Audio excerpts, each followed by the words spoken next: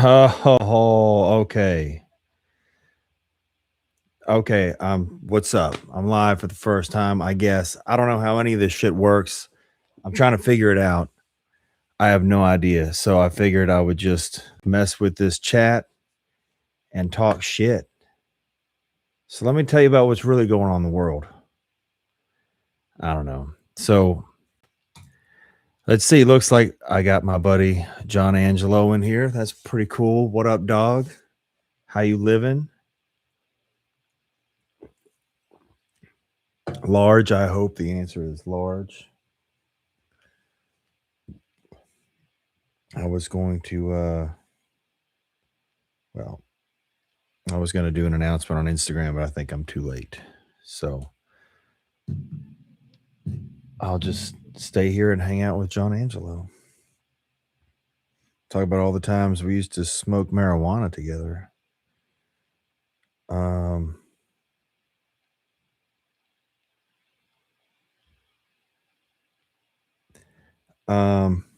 Let's see. Let me just make a little Instagram story. Hold on.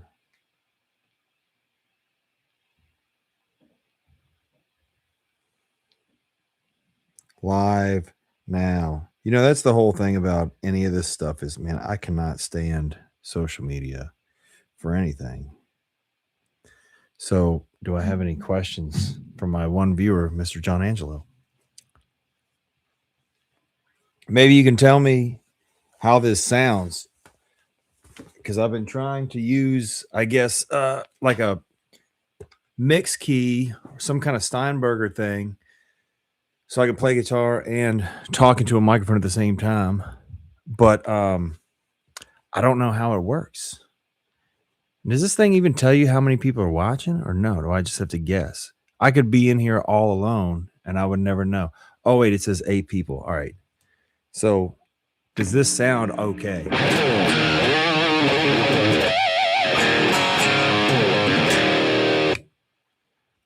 Because for some reason, I can't hear myself back doing all this. Like, I'm figuring this out. This is a trial by fire.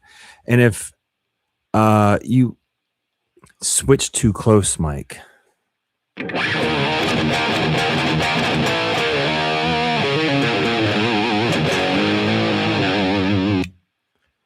Well, actually, that cab is not hooked up. I have the cabinet in another room just so I wouldn't be blowing my eardrums out. But of course, you know, it's got to be loud.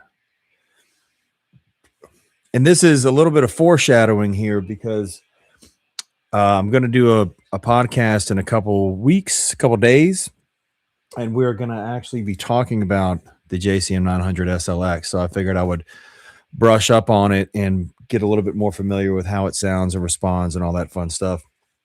So I'd be prepared for the show, which is very cool, and I'm excited about it. And I'm sure I'll have a chance to tell you more about it before the thing actually airs. But I think we're going to actually record it Sunday, which is really neat. So, like it when you play it. Okay, sounds clear, like it's not in the RE20. Sick. All right, cool. Yeah, I've got 2 mics on a Marshall cab with G12 65s from about 78, 79 with the Marshall labels. Very cool. That's in the next room over, and I've got some padding around that and all that stuff. But it's still a learning curve to try to get all this to work in one, you know. But let's see. Sounds good. Nice cutting tone. Thank you, Mercy Blast TV. I appreciate that. Yeah, and it's just the SLX. I do have a tube screamer on it, but not that it really needs one, but it's really just so I can get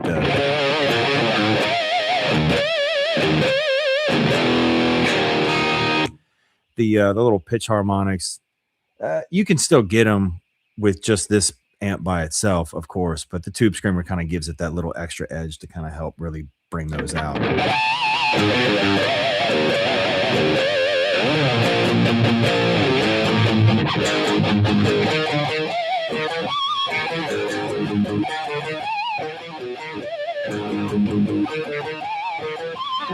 I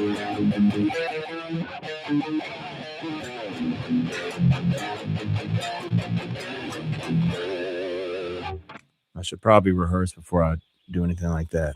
Um, Save some Marshalls for the rest of it. What are you talking about, man? This is only a couple. This is only a few. You know, you have to have one from every year, of course. And I really want to do a video on that, like just kind of go through all these things because I've literally been on the inside, worked and reconditioned each one of these amplifiers. And I know the story behind every single one. And they, believe it or not, they do pretty much all get played more than you'd think. And that, you know, they also kind of sound the same to a degree, but I don't know. Maybe one day they'll make a modeler good enough and I can get rid of all this stuff. But I don't think that day's coming anytime soon. 5881s or EL34s.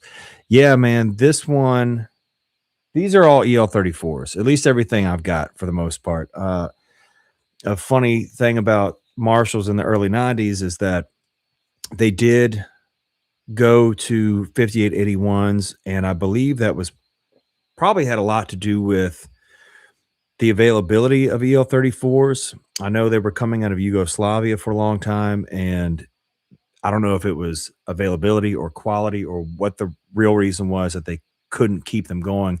But I think it was, in my opinion, a reactive uh, decision, not a proactive one, to maybe go to 5881s, and hopefully that, you know, if Marshall couldn't get EL34s, people would be happy with 5881s. But interestingly enough, they didn't change any of the transformers or anything. And the only reason they need to do that would be there is a plate-to-plate impedance for tubes. And the job of the output transformer is to match the impedance of the tubes to your speaker. Now, 5881s have a different plate-to-plate impedance that EL34s do, and 6550s, KT88s, they're all different. They all should have their own transformer. Not to say that things wouldn't work, but because these curves are not linear, you know, they change with frequency, with voltage, all kinds of stuff. But long story short, the OTs, they're wired for EL34s. Therefore, I think if that's the way it's going to sound the best, that's what I'll do. And Marshall did make circuit tweaks to the very small stuff. Like they put it like a resonant boost in the 5881 models. They changed some of the power section wiring a little bit as far as like how the phase inverter works. And people listen and they say, well, these tubes sound different than these tubes. Well, it's really because they tweaked the circuitry to accentuate that change. So I think it's pretty cool that they did that, but it also creates like a lot of, you know, misnomers or misconceptions about tube types. SLX versus the 800. Man. 800, man. 800. Single channel 800, 2203 all day long. 2204 is I guess my other favorite. And to be quite honest, I actually prefer the 2204, but there's a caveat there as well. And let's see. In the 70s, the 50-watt models actually had a lower voltage power transformer, and those don't really put out quite the volume that like 50-watt JCM900 from, I can't remember the year they went back up, but let's just say 83, 84 and beyond. Those had a plate voltage that was almost the same as the 100-watt models. So the difference in volume wasn't very much between the hundreds and the 50s. The 50 watts could put out 90 watts, you know, full tilt just about. But the 70s 50 watts, they might not even put out 50 watts. So the benefit there is you don't blow your eardrums out. The tubes last a long time, but you know, when I'm playing them, I like to feel them. So I actually prefer the 80s 2204s to the 70s ones, which some people would think is sacrilege, but that's the way it is. But 2203s largely unchanged from 75 all the way up to I'd say 84, mid 84. Yeah, it was a 3 dB difference for the higher voltage 50 watt PTs and the 100 watts. 3 dBs is correct. It's quite a lot more between like let's just say a 77 super lead versus a 7750 watt. That's considerably different. You can play the 50 watt one at full volume and still be in the room with it, and it'll probably get over a drummer, but it's not going to knock the sheetrock off the walls like you want them to.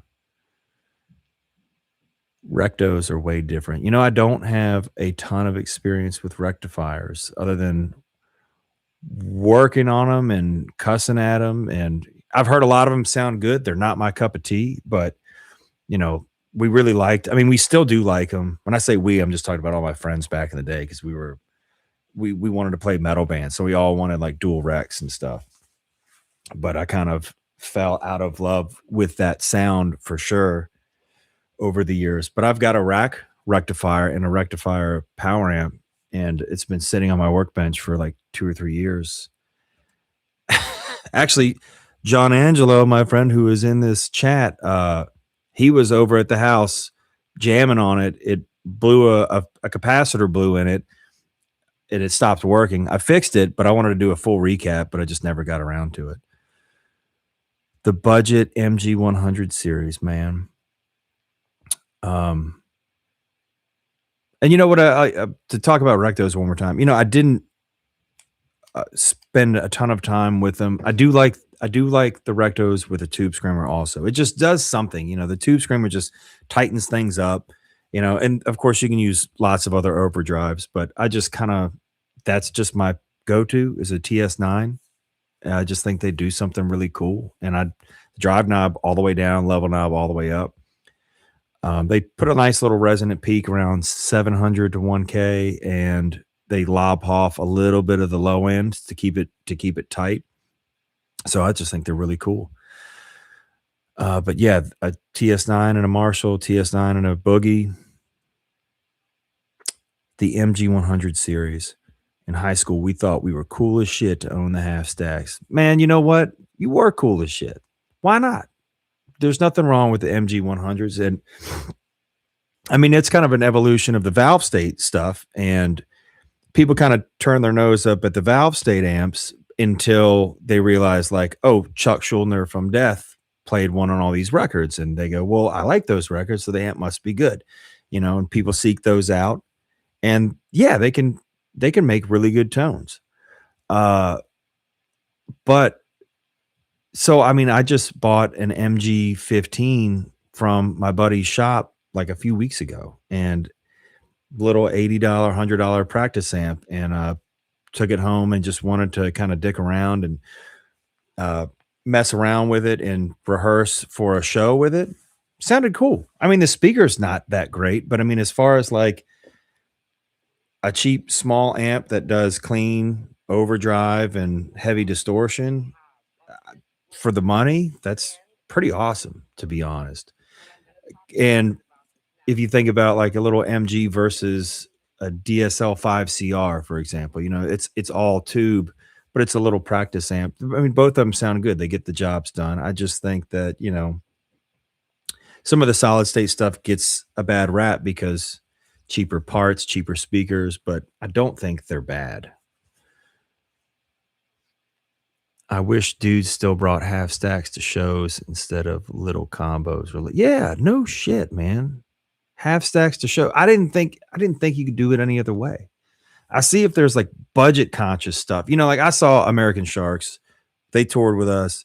Those dudes used combo amps, but it was just them in a van, 3 of them, no road crew, no nothing.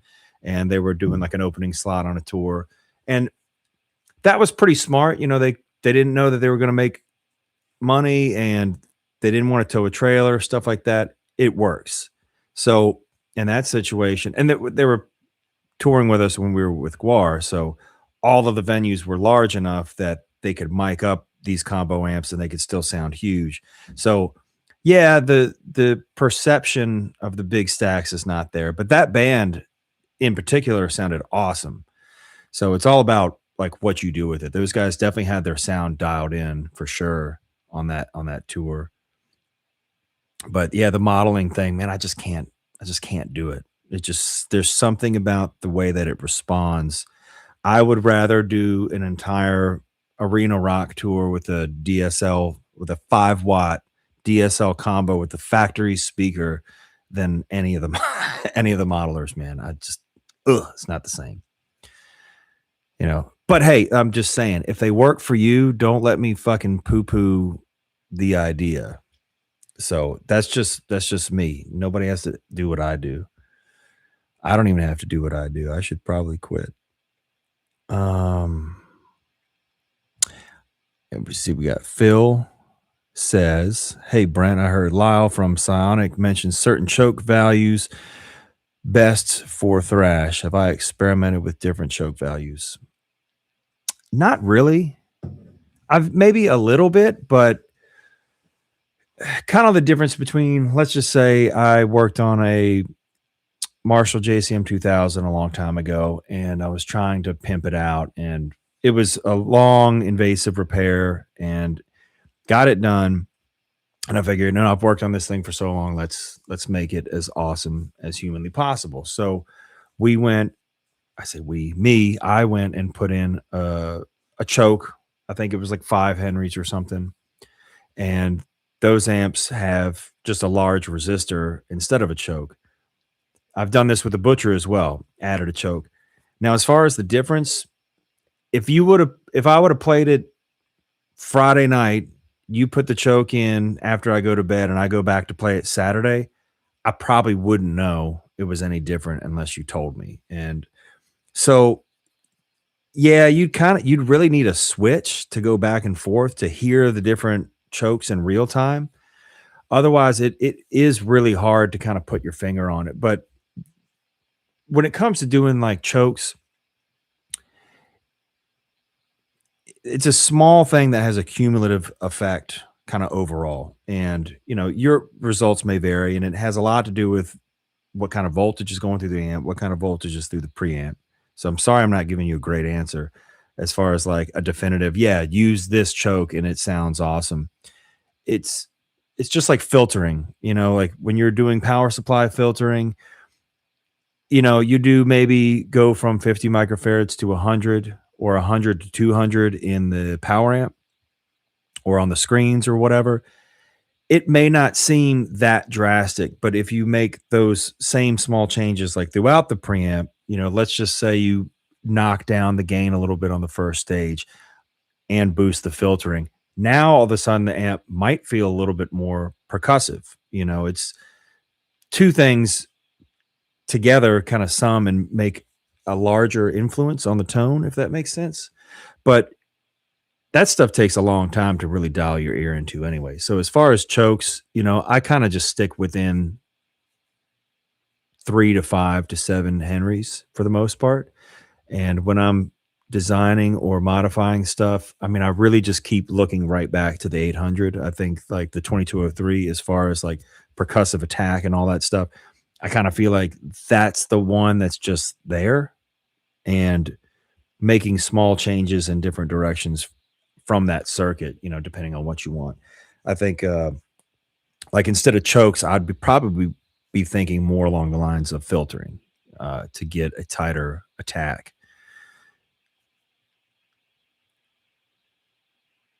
The white Marshall head in the back. That is a 97 special edition 1987 X. In 1997, a lot of the Marshall heads were reissued in white, and I think they only did a top cabinet. They didn't do a bottom. They did an angled one. I found that one, got an amazing deal on it because it wouldn't turn on. It was so easy to fix. I felt bad about telling the person that sold it to me what it was, you know. But actually, I think they told me that it might have been the selector switch, but that's what it was. And the selector switch was bad. If you push in on it or kind of hit it with the back end of a screwdriver, it would like come to life. But then like you'd play on it fine for an hour, you'd come back to it, it'd be off again. So it's in the United States. It's probably never going to leave the country. So just hardwired it for 120 volts. And let me see. Poppy Melon Do they all work? You talk about all these amps, every single one of them works. Hell yeah. Except for on the top there is a 72 Marshall Major.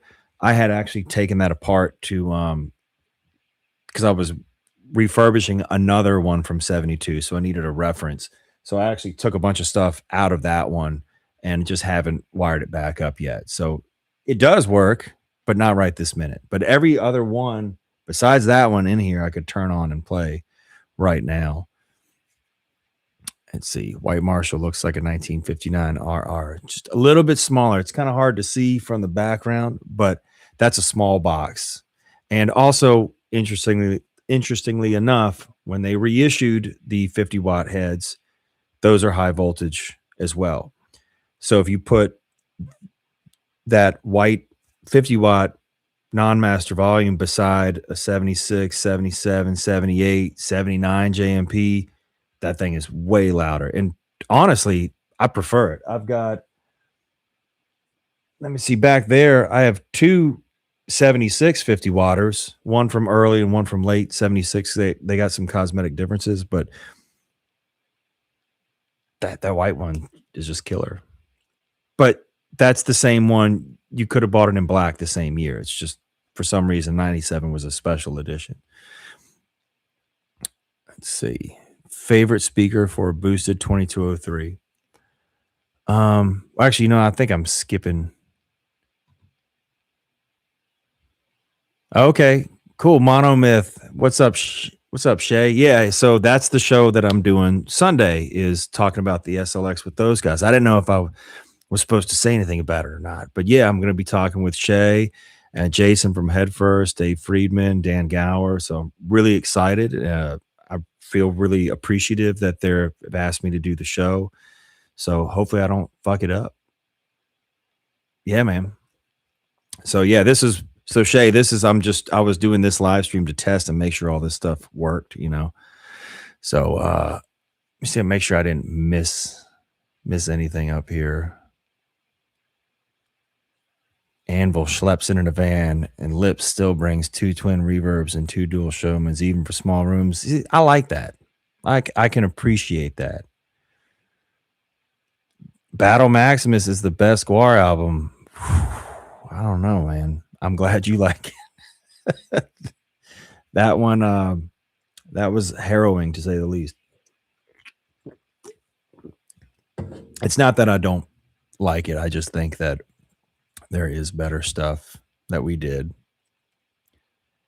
Arena tour with a mic'd pig nose versus arena tour with a silent stage and a fractal. Pig nose, man. That silent stage stuff, no way. No way. I tell you what, on the last tour that I did, well, maybe not the very last one, but one of the last tours I was doing with Gwar, we were doing sheds. We were doing the big, what do you call it, amphitheaters or whatnot with the new metal band with an M, not Mushroom Head, Mudvayne. Yes, we were touring with Mudvayne, and I got so sick of using in-ears that I pulled the in-ears out, and I just looked at the monitor guy. I was like, just put the click in the wedge. Like, who gives a shit? Nobody's gonna hear it but me, and I only need the click for like the start of a few songs or whatever. But it's like, no, I can't do the silent stage, man. I would rather have the wedge than the in-ears. I'd rather have the amps at my back blasting, and I guess everybody else kind of hates it, but hey, man, that's what I like. I just don't like the silent stage thing. It just feels weird. And the in-ears, like putting all the sound right in your head. I think that does more damage to your hearing than a cranked stack any day. Let's see. How many other questions did I miss here? Tone is in the hands. Tone is in the amp or the hands. I mean, a lot of it is the hands, and it's really not. It's man, it's the vibrato, man. It's the legato. It's the way you play. It's how long you can hold on to the string. I've always thought that was like an interesting philosophy for guitar playing. It's like, hold on to the string as long as humanly possible between notes, in certain styles or whatever.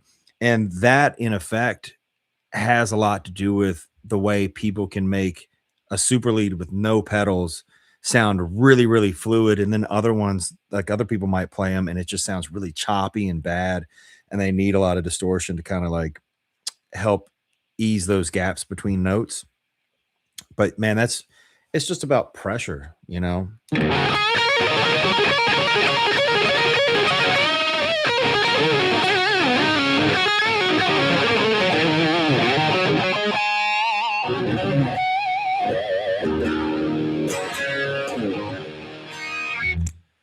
Like, so I think hands, but you gotta have the right amp to complement your style.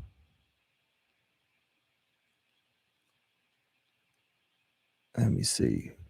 What do I think about crates, man? Never worked on a Blue Voodoo. I've heard a couple. I haven't spent a lot of time with them. I've heard them sound terrible and I've heard them sound awesome. So it probably does take a little bit of finesse to get them in the right spot. You know what? I think actually the shop that I bought that MG15 from, they had a Blue Voodoo. They had the head that came later that was just black, with just a different what you call just different cosmetics. Tempted to buy that one, but I've got too many already, so I just kind of left it there for somebody else to grab. But they can be cool. Let's see. So back to Nepto's favorite speaker for a boosted 2203. I'd have to say a G1265. Like an original if you can get them with a lead cone, not the bass cone. Some people don't like the Heritage G1265s. I do. I think those speakers are great. We so in Gwar, that was predominantly like metal type tones, not rock. So I would use actually bought a Silver Jubilee cab, yanked the vintage 30 speakers out of them, and I put the Heritage Series G1265s in it. The sound guy was happy. I was happy. Just those are just great speakers. And that's what I'm using now in the other room for the SLX. It's some late 70s G1265s with Marshall labels. They can be a little scooped, but I think when you put a ton of volume through them, they probably sound closer to an older greenback than a modern greenback reissue, which is surprising. But they retain a lot of bass and clarity, which is, I think, their strong suit. So at medium to low volumes, they're not completely dissimilar from a G12T75. But if you really start trying to shine a light on them and mic them up, you start to really, really hear the difference right away between a 65 and a 75. The 75s just sound further away. They sound really bright. You can, despite what people like to say on YouTube about how they're terrible, Marshall wouldn't be putting them in thousands upon thousands upon thousands of cabs when there's a better speaker for the same price point. Like, I don't think so. I just think that you really have to know how to mic them. You have to know their limitations. If for some reason this vintage 30 cult took over the YouTube, and that's when the 75 started to become bad. Now, 75 is not my favorite speaker, and I tend to avoid it, to be honest, but I also do the same with a vintage 30. I steer clear of those like the plague. So, be that as it may. Again, not to say that you can get great sounds out of both. The SLX, I think, sounds pretty good with a vintage 30. A lot of super leads, depending on how you play and what tone you're going for, they think they sound good with 75s. Ingve uses super leads with G12T75s. You can't really argue with that. When does the next, let's see, any advice for an intermediate tech on how to gain more music amplifier specific knowledge? Best tools for troubleshooting amps. Well, you need quite a few tools. I mean, with a multimeter, you can get pretty far, but the thing to remember is you need to have enough tools to get yourself out of trouble. Because if you have a couple of tools, you can get yourself in the weeds really fast. And as far as like getting yourself out, you need things like a current limiting device, light bulb limiter. They're really primitive. It's just running the hot wire. I'm not going to tell you how to build it, but You need one of those to keep from blowing fuses. You know, if you're troubleshooting something with a power supply problem. So you need that. You need a scope to find audio problems. Now, to be honest, for the longest time, my scope was one of the least used tools in the shop. I don't think they're necessary for the majority of repairs, but when you need them, they're kind of like the only way to go. So it's good to have those too. And thankfully, like a cheap oscilloscope on uh, Amazon is going to be way better than those old ones that you see all the techs use, where you have to actually do the divisions by sight and look at the grids and all. I mean, dude, the new ones, they'll tell you the formulas that you're looking for. They'll tell you what the voltages are, peak to peak, the RMS stuff. I mean, you can take snapshots of that stuff and log it into your computer. So modern oscilloscopes are way better than the older ones. I think people just get the older ones because that's what the techs they went to back in the day had. You know, I admit I want one just to leave on in the background of my shop, but for no other reason. I'm not going to use it. But that and yeah. So, but more importantly than the tools, man, is really the knowledge. And the knowledge just kind of comes with messing around. Sometimes you gotta get into trouble. Sometimes you gotta build a kit amp and it needs to have or it's going to have a problem that you're not going to be able to figure out for the longest time. You're gonna be beating your head against the wall. But that's kind of how you get there. Unless you have a mentor or somebody there to kind of be over your shoulder and kind of guide you. That's the only way I can think of is just reading a lot of books, trying to understand the basics of how electricity works and how power supplies work and how audio signals work. And then basically all the things you don't want to learn, that's what you need to focus on. Like it took me a lot longer because I didn't want to learn I didn't want to learn the formulas. I didn't want to learn the fundamentals of, you know, Ohm's law and all that stuff. All the stuff that you have to use every day. I was like, "Ah, that's boring. I just want to rock, dude." So that's my advice. The Seeger guitar is sick. Yeah, man. This thing is the bee's knees. I got another one coming. I'm not sure when I'm going to get it, but we do have another one in the works. When does the next Bastards album come out? I believe June 19th. I'm not sure the exact day, but it's coming out in June. It's actually done. I have the CDs in the other room. We're just waiting on the vinyl to come out, so we figured we'll just do it all at once. Vinyl streaming, uh, compact disc. But I'm really proud of it. It's super dope. Songwriting is a lot better than the last Bastards record. I don't think we knew what we were doing when we did that one. I think we were just eager to get something out, and so this one I'm a lot happier with.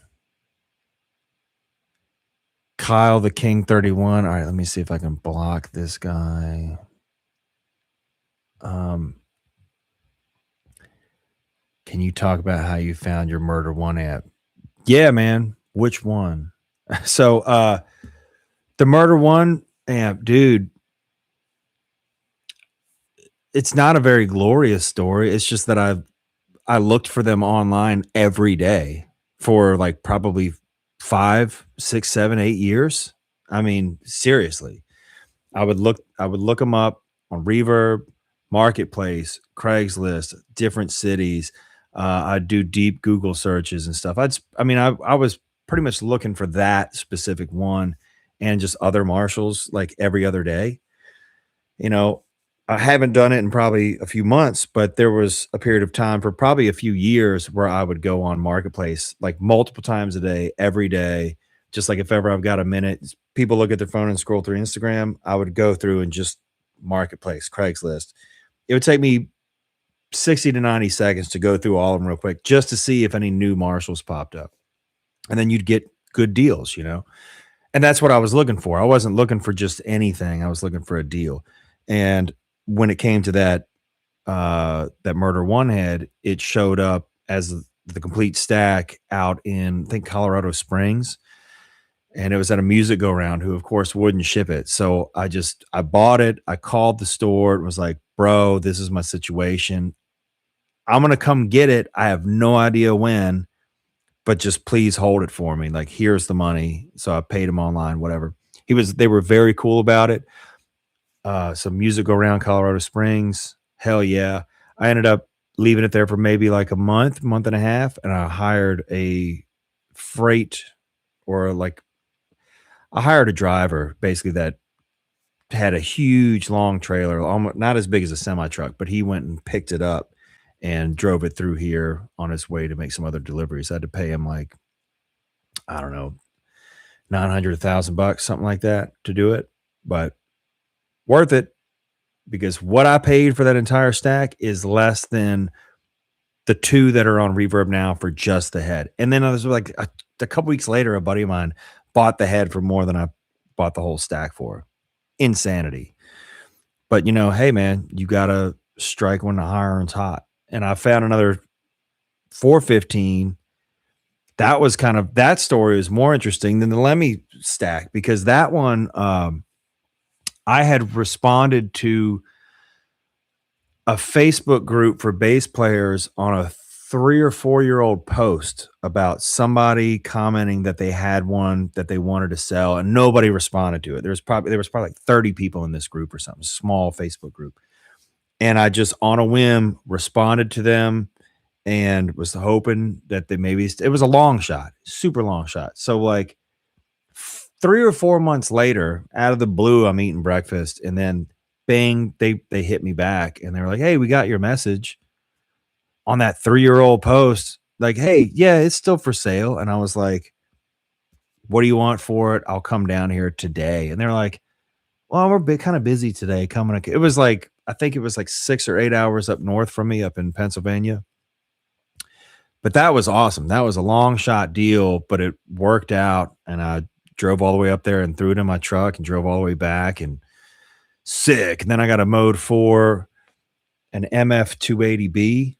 And what I did with that one was I actually cloned one of the cabinets that Lemmy had on top of his 415. So if you look back at some pictures, you'll see that he had he basically had a Mode 4 with the grills, the grill cloth off and grill covers on each one. And you'll notice that there's a strip in the middle that holds the Mode 4 logo off the baffle. That piece of wood's been removed, and you can tell what cab this is because it's got a spray paint mark where they painted it black in the center to cover up where they ripped that board off. And also the Lemmy 412, the aluminum piping is right up against the baffle. On the Mode 4 and all cloth covered Marshalls, it's kind of what they call like a picture frame. There's the baffle, and then there's like a piece of wood that holds the cloth off the face of the baffle. So it's extended a little bit. So if you look at close pictures of that cab that Lemmy had, you could tell that's what it was. It was a Mode 4 where they ripped the cloth off, and it's got G12K 100s in it. At least I think that's what was in there. The signature ones do. The signature 4x12s. Oh, and one other thing, the Lemmy signature has elephant grain Tolex on it. The Mode 4 cabinet that he had, that's got like a Levant style Tolex on it. So it's two different things. So I basically built a rig to clone that one, and then I have another one that is the full Lemmy signature one. So the amp that I use, it was like a 70, I think it's like a 78 or a 79. It might actually be an 80. But it's a super bass that I modded a little bit. I put a master volume on it on the back, hidden, and I call that one Lenny. So Nepto said 4x12 is 75 V30 in an X pattern, 2 4x12s with G12M reissues. The Recto and 6505 are better through the 75 V30 cab. I'd have to probably agree with that. I think the 65 or the 6505 has just too much distortion for like a G12M. Some of those cabs that are scooped tend to do a little bit better with a lot of distortion because the mid-range is, I don't know, I think that just the mid-range spike and a lot of distortion kind of helps calm down a little bit. And that's the thing. You're right. 75 sound good with anything. Pushing them if you can turn them up. I feel the same way about greenbacks. I don't really like them when you're really quiet. So live and in the studio, it's like I really like them just I mean, just to the point where the speaker's almost hurting, just turn it up. Hard to be in the same room with them like that, but I think the end result is worth it. You're my blue collar guitar hero. Thanks, Bloopers Cooper. I appreciate you. And coolest McGuy said Merlin Blenco's books are a very good read. Yeah, to back to that question about tools and where to get the knowledge of all this stuff. Man, the Merlin books are great. I would suggest getting them all. You know, you really can't have too much knowledge at your fingertips. And I tell you, there's times where, I just kind of want a refresher or want a different perspective or to kind of refresh my perspective on something. Sit there and have coffee, have a cigar, and I'll flip through one of the Merlin books that I've already read. Sometimes I just kind of like I've spent when I was doing a lot of stuff with heater circuits.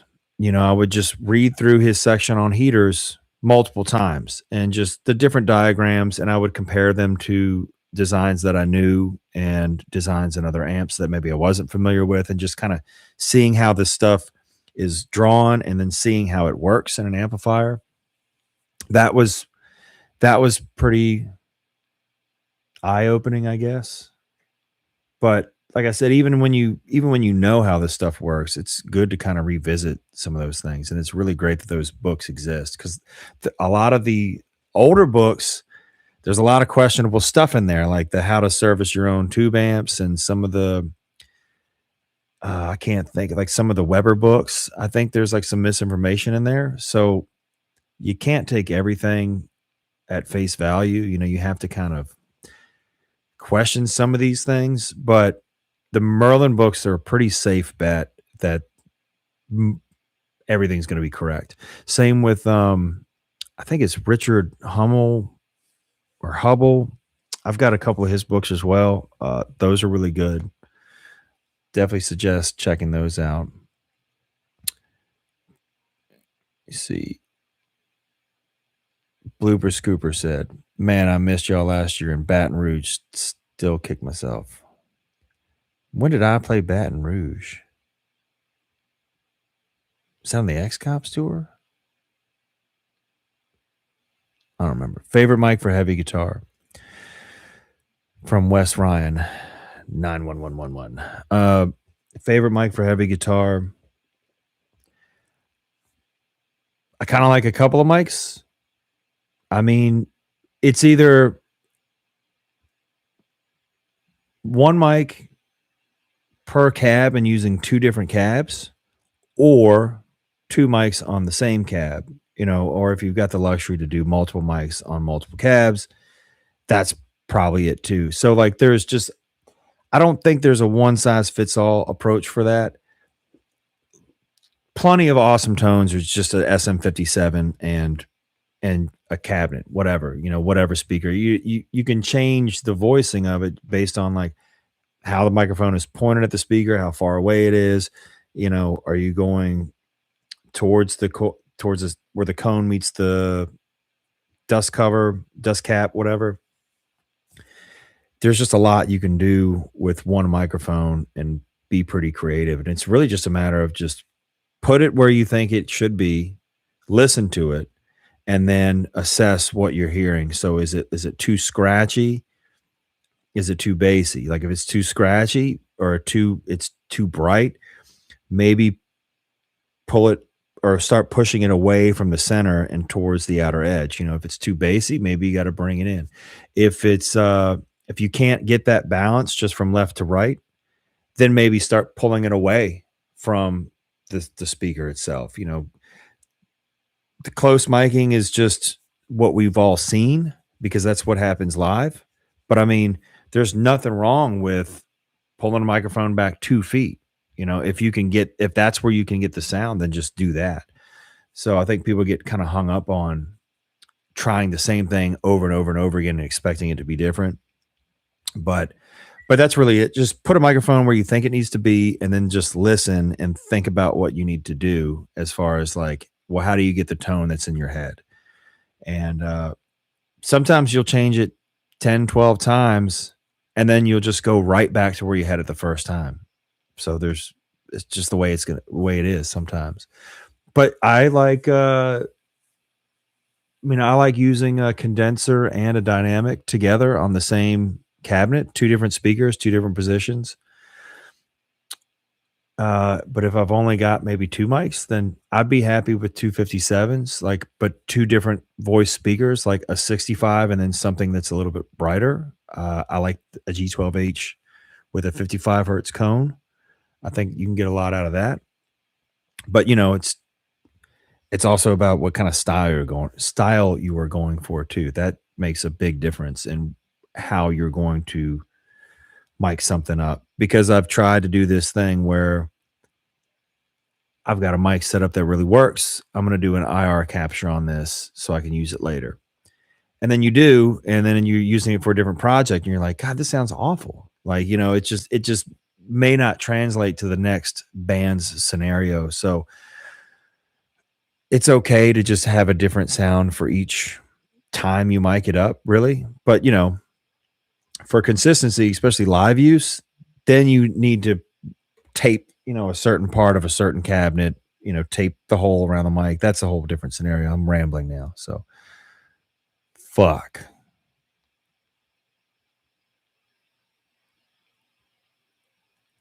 Desert Island guitar rig. Man, 2203 with 70s Marshall cab, H magnets, 55 hertz cones.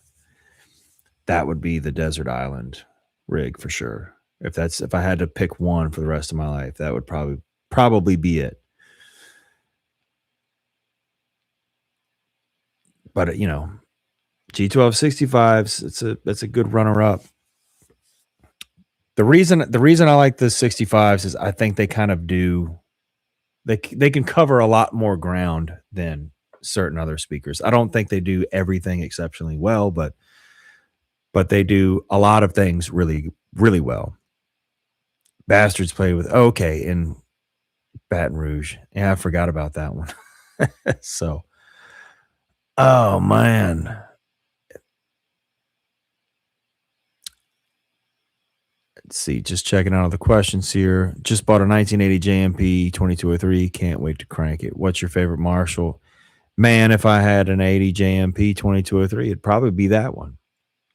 My favorite one in my own collection, it's an 82 2203. And for no other reason than that was like the first one I bought. And I've got an 87 2204 that I'm also very, very partial to. And it's just so happens that was the first 50. That was the first 100 I got. And I've just kind of always just gone back to those two. I've got a lot of other ones that probably sound the same, but 2203, 2204, man, that's my favorite. You're stuck on an island for 3 months. You get 1 amp, 1 guitar, 2 pedals. What are you bringing with you? From Kyle the King 31. I thought I blocked you, man. I just did the most horrific well pump change out for this guy. So I don't even know if you want me to talk about it, but 1 amp, 1 guitar, 2 pedals.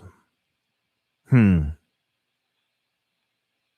go back to the 2203, the H magnet speakers with the 55 hertz cones, Celestians, the 2 pedals, Tube Screamer,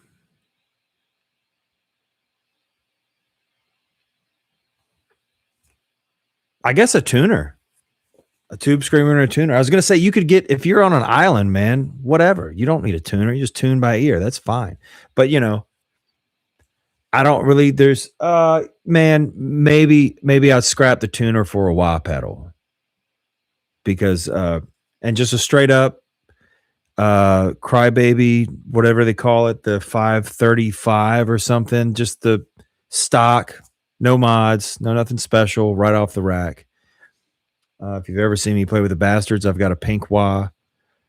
I was just gonna say like it's pink, but it's not modded. But that's a lie. It is modded. I just modded it right before that X Cops tour with Belushi Speedball, and I just altered the cue on it a little bit. So that was really it.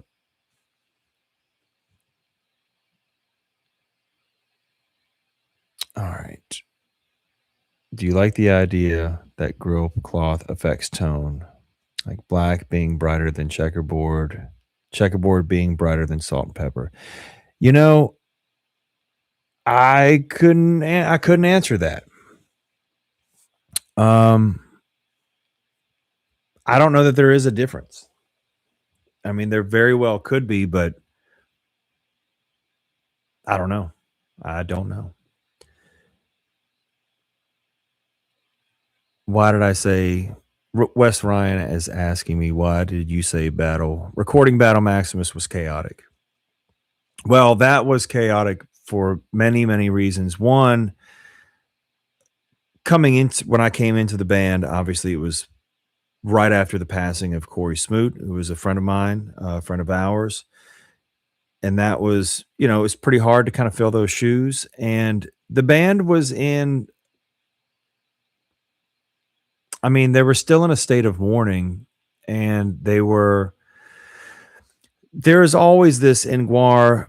Mike Bishop talks about it in the documentary a little bit, not on this specific subject, but when he talks about how when like Pete got shot and then they had to do this photo shoot like the next day, like and Brocky wouldn't cancel it.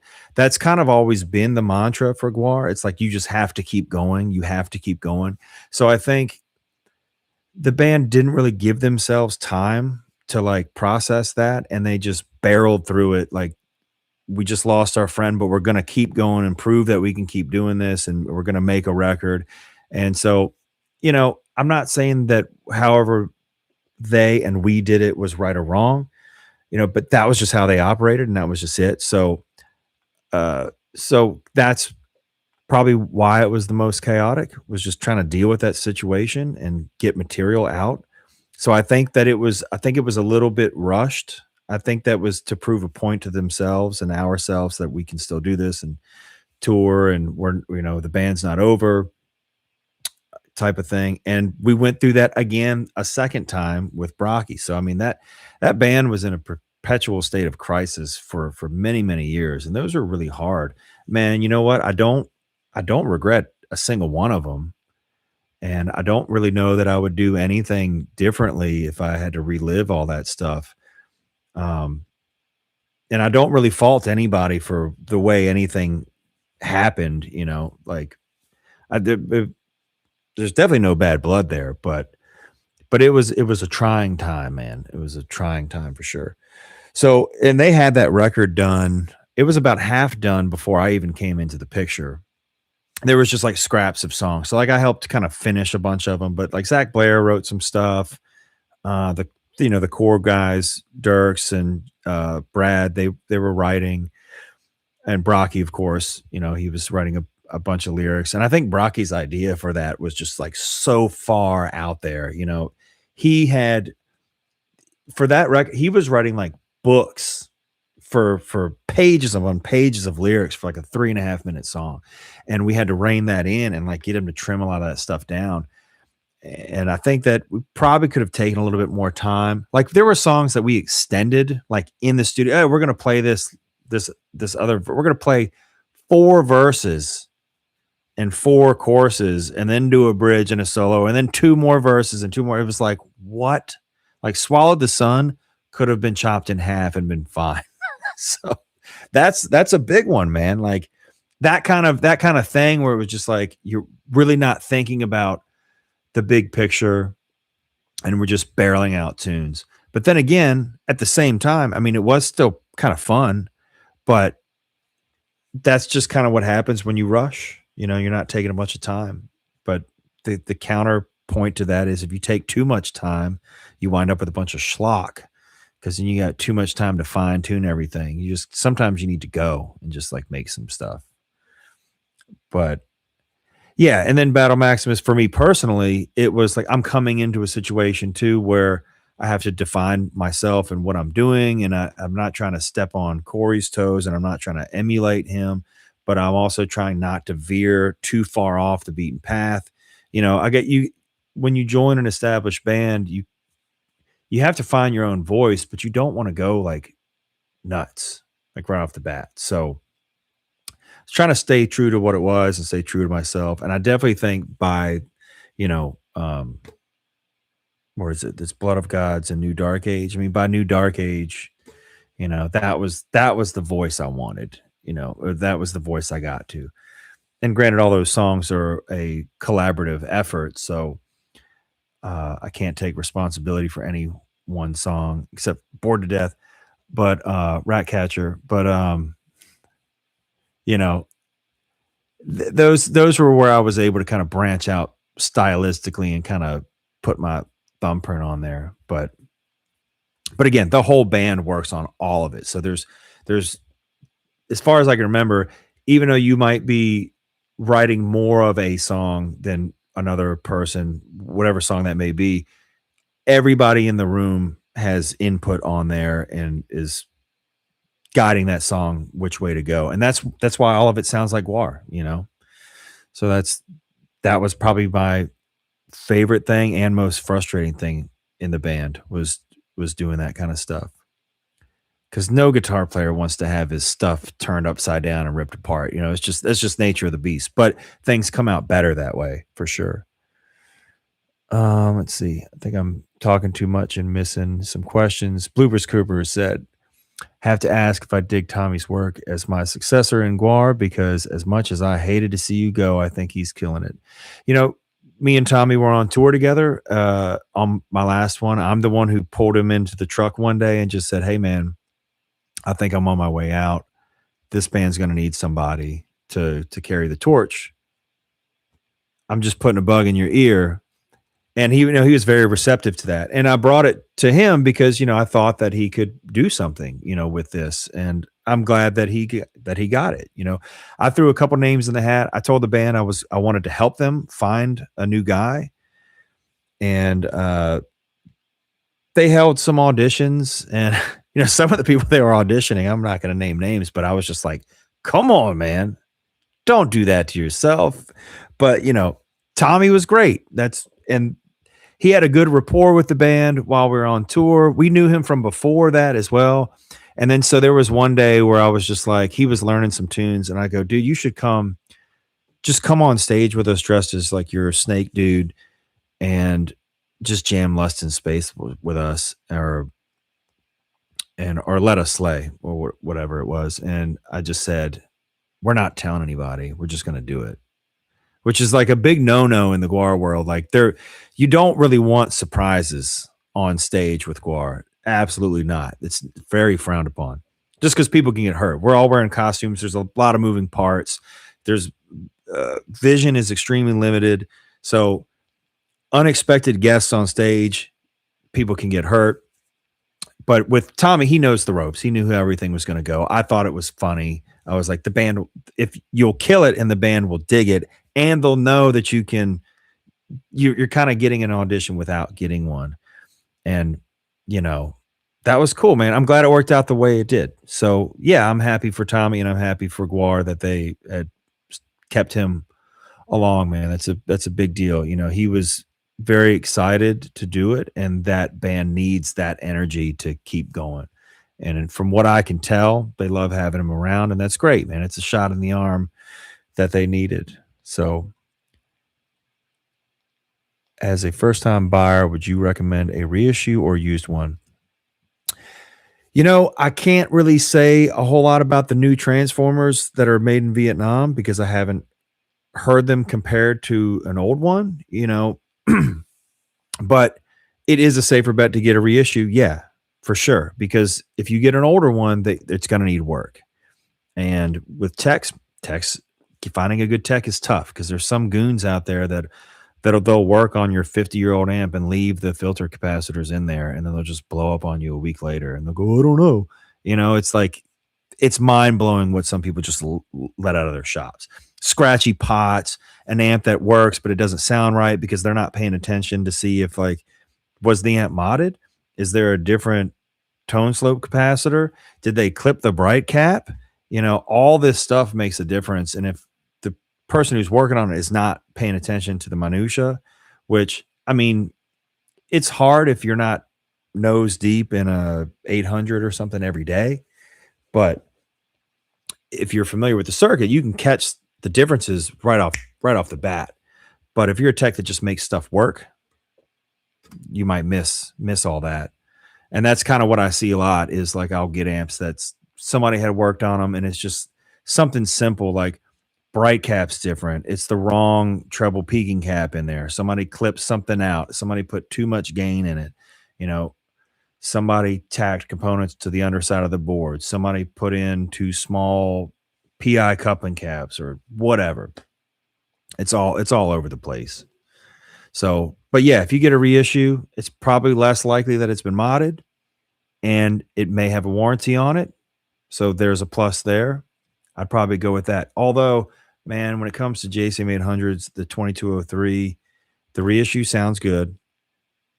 The effects loop is terrible, awful. I am blown. I'm a huge Marshall fan, if you couldn't tell, but I'm blown away that they put that crap in that amplifier. It's no good. It's not that it doesn't sound fine. It's that the volume of the loop level changes with the master volume. It's like almost like parasitic or something. Like there's not a good send and return buffer, and you need a buffer in a loop for sure. The zero loss effects loop that Metro amp sells, designed by Steve Miller, that's the best one. If you can just rip that thing out there and stick it in there, that's probably the best. And I think that Jason from Head First actually sells a drop-in one that goes in that fits the same holes and everything, so you don't have to do any drilling. That's the way to go if you can, because I know that his loop originally was, I think, modeled after that same Metro loop. Don't quote me on that. I'm not exactly sure, but a 1987 is a bit more complicated than a 2203 for the old versus reissue question. Yeah, it kind of is.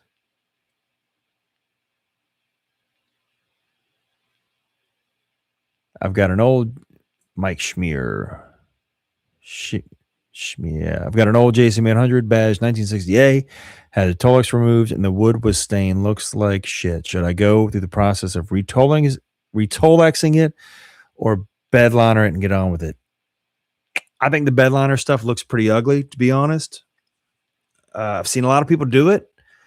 Every time I see it, I go, I couldn't. There may be a sound associated with that. It may affect a little bit of the resonance of the wood. I don't know. I would just stick with Tolex. The Tolex is kind of, maybe it's not the easiest thing to do. Okay, so another pro versus con, Tolex versus bedliner. If you need to get the cabinet apart for some reason, now this is, not everybody does this, but a lot of these cabinets right along the seam here will flex and they're finger joints. And if the cabinet gets rocked too hard side to side, those joints will pop, and they can be fixed. They just need to be glued back together and punched in place. Now, in extreme scenarios, I have actually taken the heads and the cabinets completely apart, which is like I've got a hammer in there and I'm taking all the finger joints and beating the things completely apart so I can re-glue them and put them back together. If you do the bedliner thing, I don't know if that's going to be easy to do. I think that might make it more difficult. But obviously, in either case, if you Tolex it and have to break it apart, you got to re-Tolex it to get it back together, or once you get it back together. So, and Tolexing is not difficult. It just requires a lot of patience. That's That's the thing, because if you've got a shop where you're doing it, you're using industrial spray adhesive cures like that.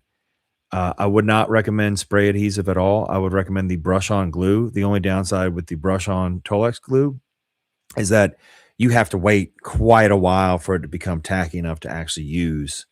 And you can't pull it apart and reposition it very well. Like, it will leave like these big blobs and stuff in it. So you kind of have to make sure it's good in one pass. So there's a little bit of a learning curve on it.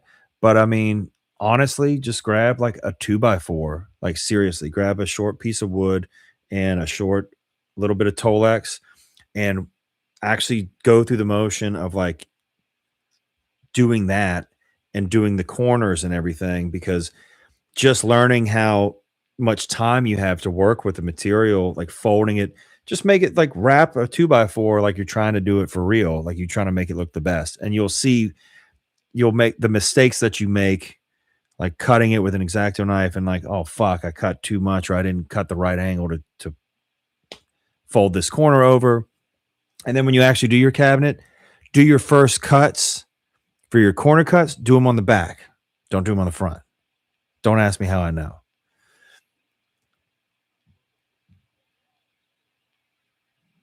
Let's see. Just for the guitar nerd and me, what string gauge, brand, and picks do you use? All right, man. That's a loaded question. But okay, so for this guitar in particular, 46. Oh shit, I don't know. Just thinking that it's a D'Addario set, like just 10 through 46, right? But I change out the top strings. So this is actually, this is a 9. This one would be probably in 11, and this would be a 14 or a 15. Now, what they would normally be in a 10 through 46 set would be 10, 13, 17. And the reason I'm using a lighter gauge on just those top strings is this has got a wraparound bridge. So with a typical Les Paul, you'll have a stop tailpiece. Like, I like to top wrap them, but that extra string length, it does make a difference when you're bending strings. So you have more material available. And the same thing goes for like the distance between where the tuning peg is. You know, if the tuning peg was a mile away, when you bend a note, you're bending and you're pulling that entire length of string sharp, you know, because I think here, I've always wanted to do this, but people say that, well, that shouldn't matter. But if you hit and bend a string up, it changes pitch as you bend the note. So, I mean, obviously it makes a difference in how much material you have to bend.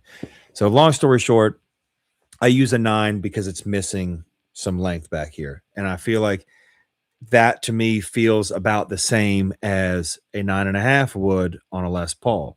I used to use 10s on the Les Paul too, but so on the Les Paul, it's just a hair heavier on these light strings. So I'm going on an LP, it's 9.5.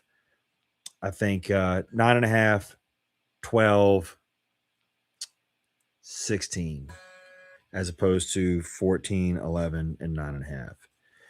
So, and the scale length is important too. This is 24 3/4. Fender scale, a lot of shredder guitars, pointy guitars, they're all like 25.5. I would go even lower for those. I'd probably be like 44 to 9 or something like that. But it does make a difference. And it depends on what you're playing, I guess, and just how much ability you want to move the strings. I don't want to go any lighter than this. It's really, really hard to dig in, at least for me. So I actually want them to be big, but not too big.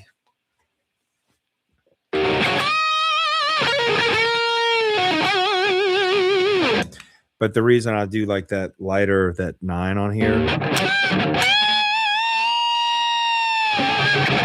so that's always a thing, right?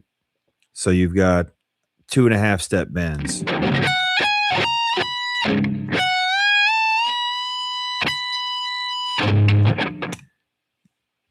I want to get 2.5 steps. And that's actually what, when I talk to guys about building guitars, that's what I say when we talk about how the frets are going to be. It's like, I want a 12-inch radius, not opposed to a compound radius, but when you get up here, I want at least from the 12th or possibly the 13th, 14th, the 15th fret, I want to go up 2.5 steps. And when you have the radius a certain way, you know, the radius, the curvature of the fretboard, by the time you get a certain distance, you're going to be like over the mid hump of the fret. So it helps to be a little bit flatter, but you know, your radius on your bridge is never exactly the same as the radius up here. So you can afford to go a little bit flatter down here. There's a lot of complicated geometry in there that we kind of overcomplicate. And to be honest, when I work on guitars, sometimes I just take if I'm doing a fret level, especially on like my own stuff, I'll do a 12-inch radius all the way down. Once I get to the 12th fret, I used to do fall away. I really don't anymore, but I will flatten the radius out to about 14 just from here on out. And that helps me get those 2.5 step bends.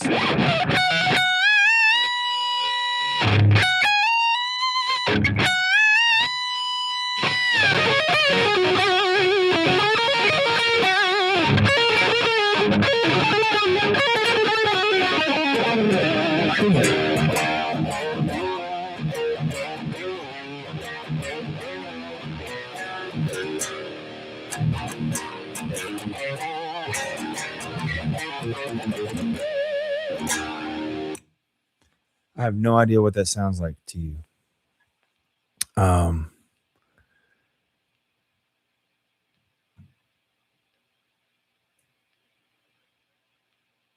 Let's see. I'm going back to some other questions. Okay, so I got the strict. Oh, and the brand of picks.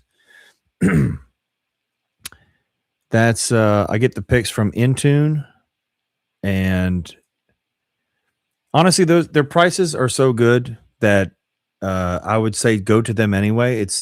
You can get a custom pick and bags of them for cheaper than you can go buy the picks at Guitar Center or whatever like that. So I mean, it's a no brainer. So yeah, I keep a multitude of different designs, and as far as what do you call it, the gauge or whatever, I think that's a 0.73, right? I don't know. Whatever the Dunlop, whatever the yellow Dunlop is the same as this. I think that is right. I think it's a 0.7, but because it's like blue is 1 millimeter, green is like just under that, and then yellow is the next one down.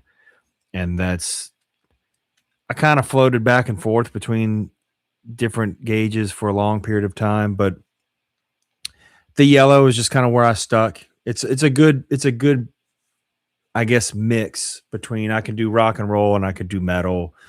It's still stiff enough to what you call like, you know, do all the down picking stuff.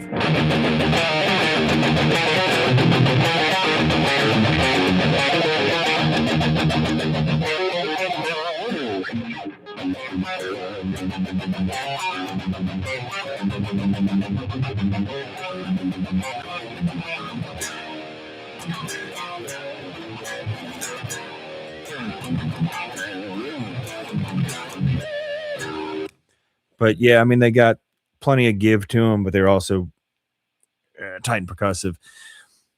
But at least for me, I wear the shit out of these though. Like, so probably like one rehearsal and I've rounded the tip off of them. So if you use a thicker pick, it'll probably last a little bit longer. But it doesn't really matter to me. I mean, I buy them by the bags. It is what it is. What it is. You just go through them. So I mean, this one is not that old, and it's already slightly rounded. And I can play for a long time with them rounded off as well. Like I'll go until till they're nubs. But when it comes to like fine lead work or really fast, like single note picking, then I have to grab like a fresh one. But yeah, so I don't know if you wanted a different type of pick or a different gauge to prevent the premature wear. So Jeff Young says I got in trouble for high school for trading out the biology VHS tape for a Gwar video where the priest was sodomizing someone with the cross. The teacher didn't think it was funny. I got in trouble in school for Gwar stuff too. And it's funny going back to school for career day with your costume and all that stuff. And everybody thinks it's so great. You're doing something musical with your life. It's like, that is not what you said when I was in school. You did not support this artistic dream whatsoever. All right. Sounds good. We're not being mic'd for it. Well, the SLX, it is mic'd. The cabinet that I'm playing through is actually in another room. I've got two mics on it. Is the SLX D'Addario also sells 9 through 46 sets? You're absolutely right. The difference is, I think it's for the reason why I don't get the set that they sell. I get D'Addario strings. I just buy the singles like in bulk. But the reason being is I'm trying to see if I had one over here because I have some strings in here.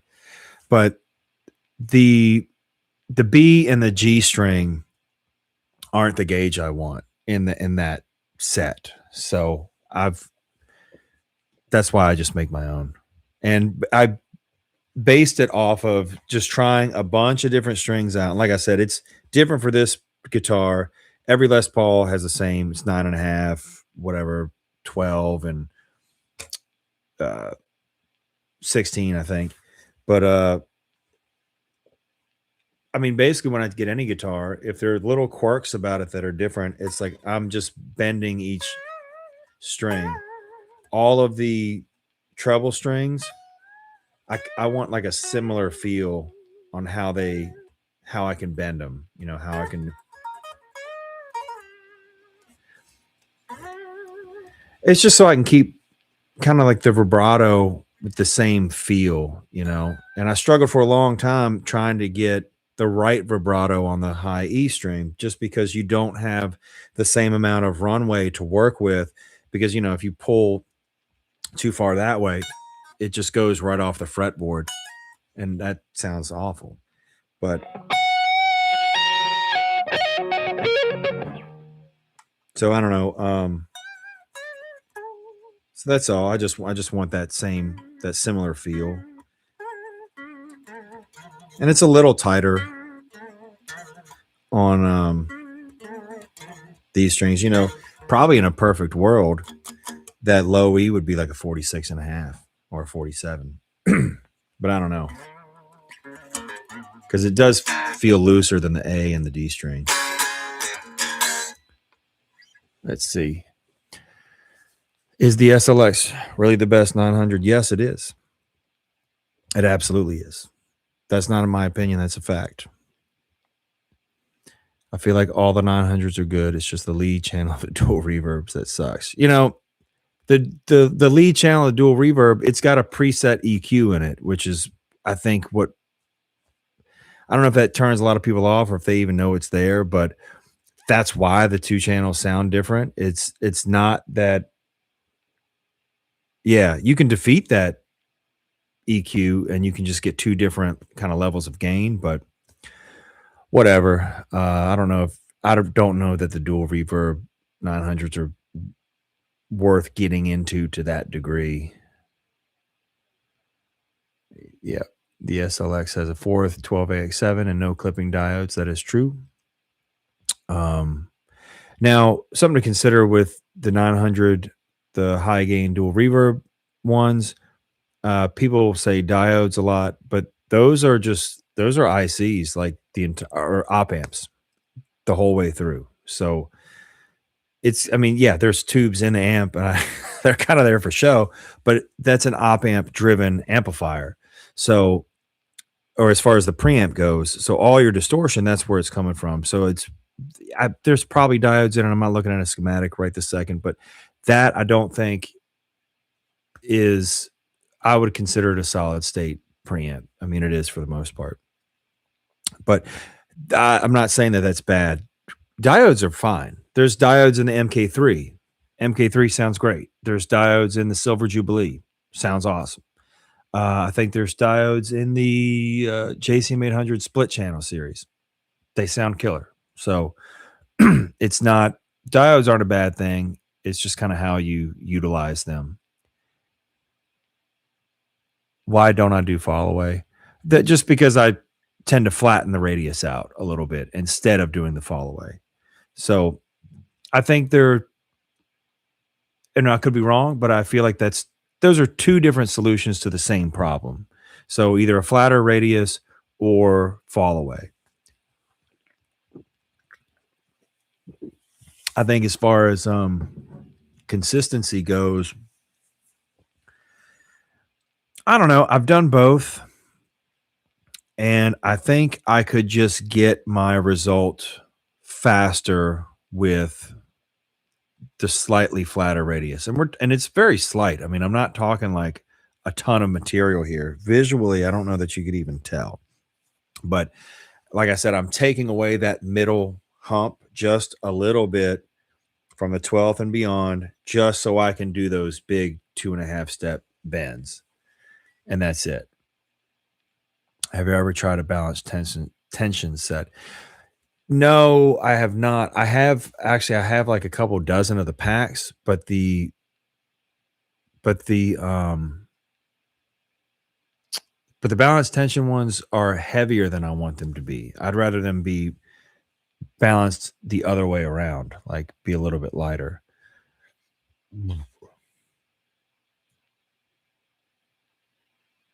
Let's see. I love the balanced tension NYXL sets myself. You know, if I tune down a little bit more, it might be fine. What's Buddha Warlord says, what's the worst gig you've ever played or seen in person? The worst show I've ever played in my entire life was Gathering of the Juggalos. You could not pay me enough to ever go back and do another one of those things. It just sucks. Yeah,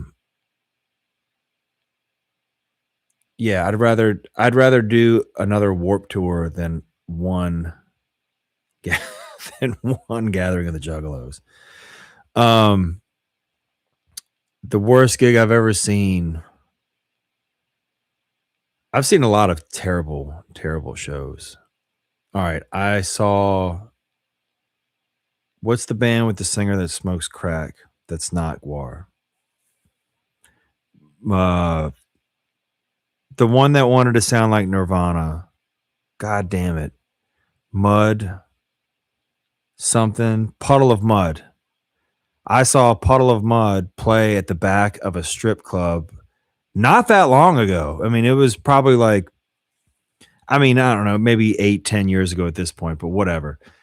That was horrible. That was pathetic, and that was sad. And we played that show too, so it doesn't speak volumes to our pedigree. But and God damn it, I remember telling the manager that this was going to be a bunch of fucking bullshit, and he said, "It's totally legit. They're going to pay all the right money and blah blah. You're going to do it, kid. It's going to be fine." And it was not fine, and it was embarrassing. And I kind of resented the guy for that vote of confidence to go do this show. When you get an offer and it smells like shit, it probably is shit. So that was at, what do they call it? Frogs, something or other, right in Kentuckiana.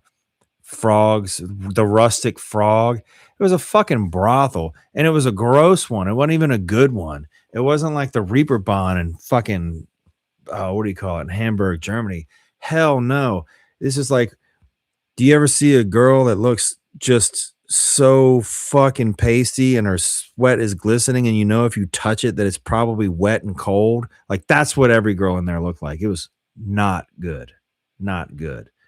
And they were selling the girlfriend experience for like $500, and I was like, well, what is this? Am I going to give you $500 to yell at me for being in a strip club? Is that what the girlfriend experience is? Come on, man. But yeah, Puddle of Mud sucked. And yeah, that was sad to watch. And the dude was shit hammered. Shit hammered. I know he had drank a bottle of booze that was meant for us. I don't drink anymore, but I did heavily at the time. But I was very upset when I realized that, like, I said, man, they didn't bring us anything today. It was like, oh, it was all up in this room above the strip club, and the only people hanging out in there was Puddle of Mud. So I got to meet Pauly Shore. PB Butcher, VTM, or Teal Stripe Ultra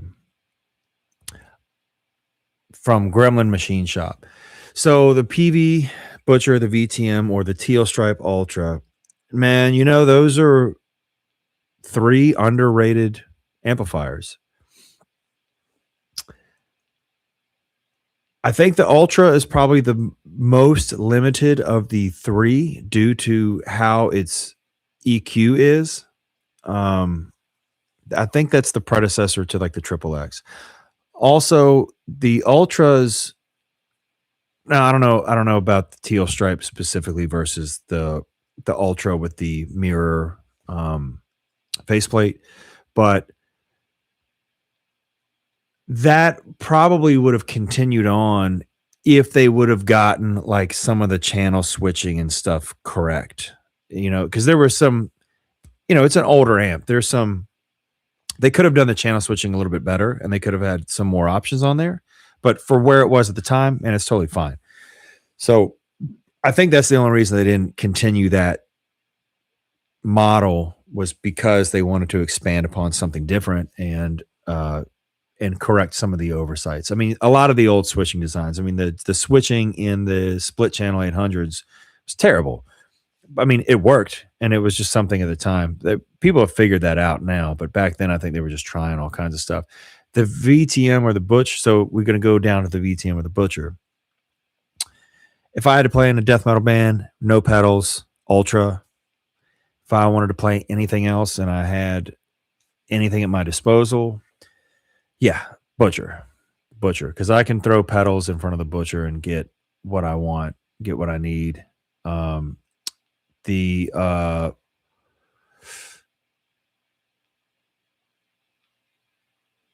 The VTM, I just don't have enough time with them. I fixed one for a buddy of mine. I don't know. I didn't really play around with those switches too much. So I'd have to just go back to the Butcher. I've got my own VTM that I haven't worked on yet. I took it apart to document a bunch of stuff, and it just hit the back burner because I got other stuff to work on. I like what Mogwix said here about. I would argue that over the years, tube amps have been chasing the sound of diodes. Probably a lot of them. I don't think diodes are bad, but to that credit, man, when I'm designing circuits, that's what I'm going for. I want that like Tube Screamer 800 sound.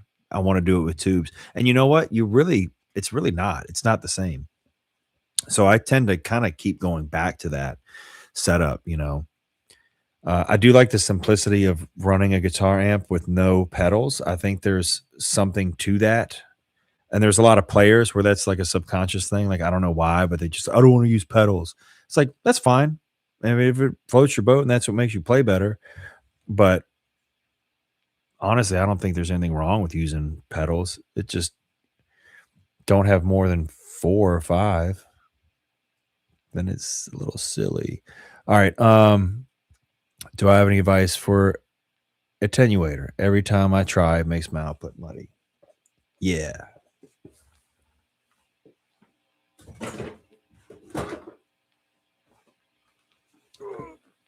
That one right here. God damn, it's heavy.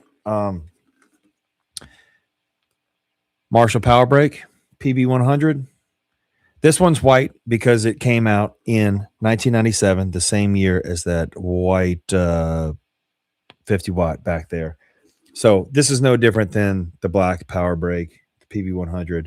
Same thing. I've got probably three or four of those. And honestly, I don't have any other attenuators. That's the only one. I think they sound good. I think even on a super lead, just like one click back is enough to take the huge bite off like a cranked super lead. And of course, for if you want to take it back even more than that for jamming, sure, they do sound great. I think a lot of with attenuators that are turned down too much, you're not driving the speaker hard. So the dynamics might be different. That may be what you're hearing, but it depends. I don't know what attenuator you're using, but honestly, I bought a Power Brake, liked it, bought another one, whatever. And I've never really felt that I needed to go try other ones because for me personally, there's nothing missing from that one. So I don't know if it's the best or the worst or whatever. But somebody said Mogwick says something about the Freeman PS2A. Hell yeah, man. I want one. I'd love to try it out. I just don't. Again, using the Power Brake, I'm not missing anything, so I don't feel like I'm missing anything. So if I was touring in a band where I could have like another one of those glory rigs where I'm not the one moving it every day, I'd probably have a couple super leads in there and some of those Freette power things or whatever, because that's a cool idea. And I love the fact that you can get a real effects loop in between those crank super leads. Like that's a big deal for like solos and boosts, especially because that's the downside of a cranked plexi is you cannot get a good solo volume boost out of it unless you have something like those Freette power stations. What speakers go best with the DSL 2000 100 watt for metal from Robert?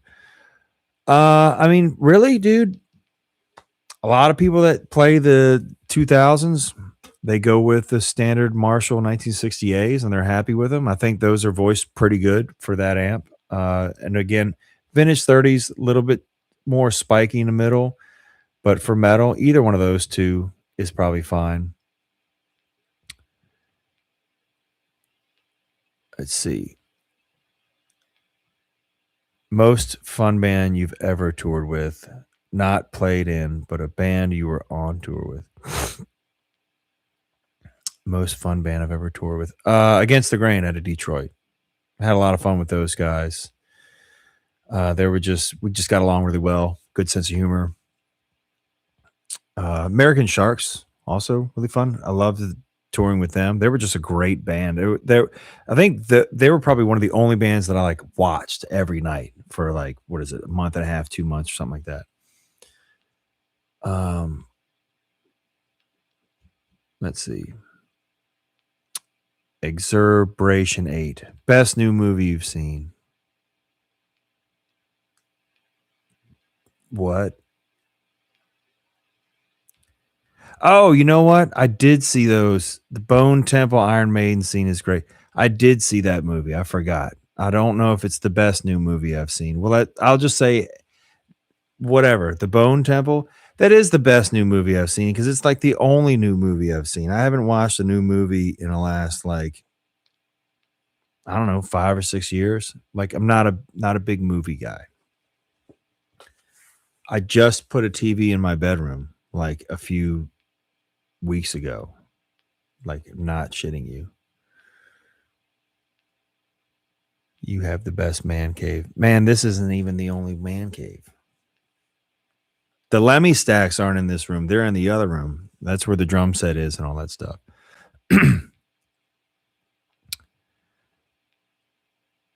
What's my opinion on Sun amps from Mopar Nut 6933? Well, I don't know a ton about the older Sun stuff. I do know that I had to play like a beta lead once for a death metal show, and I was pissed. It was the worst sounding shit I've ever played in my life. And I was so regretted like offering, or allowing myself to use the dude's backline. It's fucking terrible. And and then I just remember that years later that band Red Fang came out and they were using all like beta leads or whatever across the board. And then all of a sudden, beta lead prices skyrocketed. Everybody wanted to have one. And it was just like, fuck, man.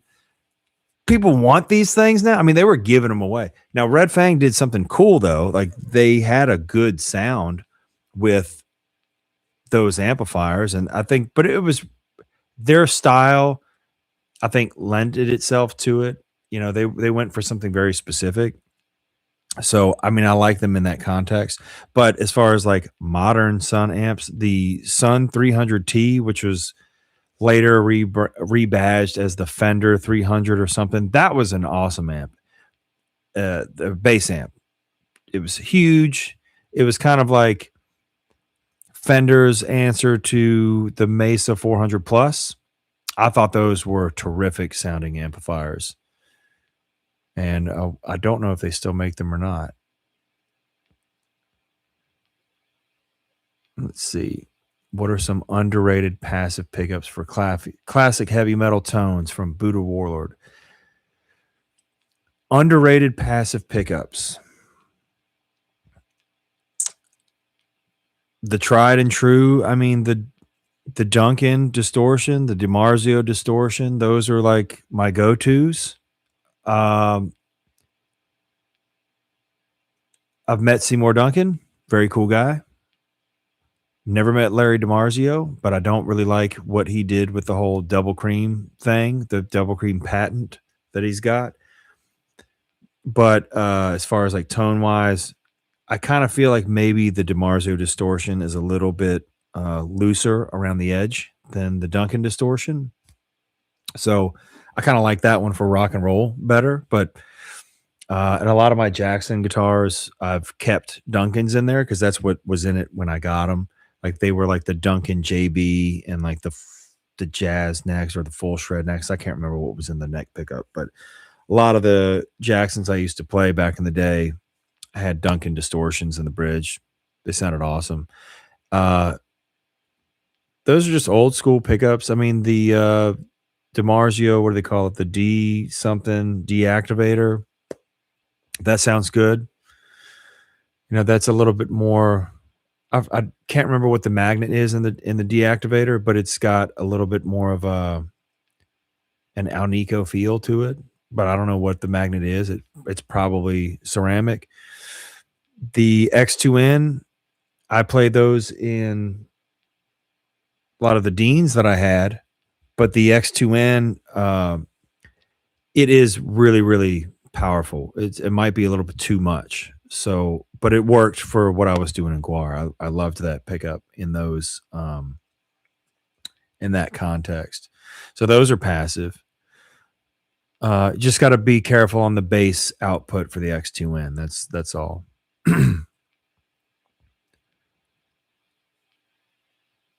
So let's see. Yeah, I mean, PAF, pickup in the neck, super distortion in the bridge. That's not what these are. These are actually Fralins, but it's almost that same principle. I'm using a lower output pickup here, a hotter one here, and I kind of tend to favor the neck pickup as like that's what my clean channel is. I'll here, let's see if I can actually illustrate that.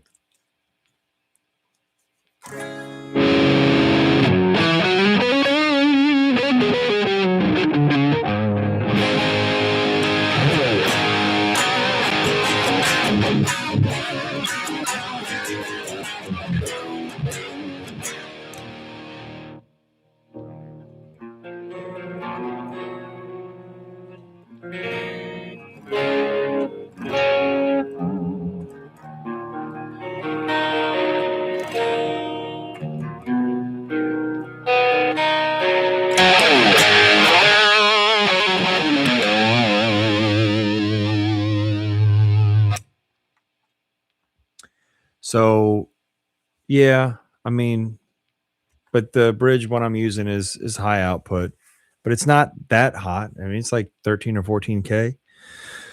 So and then the neck pickup, probably like more PAF style. But the trick that I do with Lindy came up with this was to add three small bar magnets. So instead of having one magnet right under the center, there is one magnet in the center, sometimes two, like a ceramic and an Alnico 5 or something side by side, like two smaller ones. And then under one of the coils, we have another magnet instead of a spacer. And what that does is it throws the power level off. Now, I might be wrong. Throws the power level off of the two coils. So a little bit of a phase shift happens. And what ends up going down is the pickup itself gets brighter. So I think that that is kind of important in a neck pickup to cut some of the mud.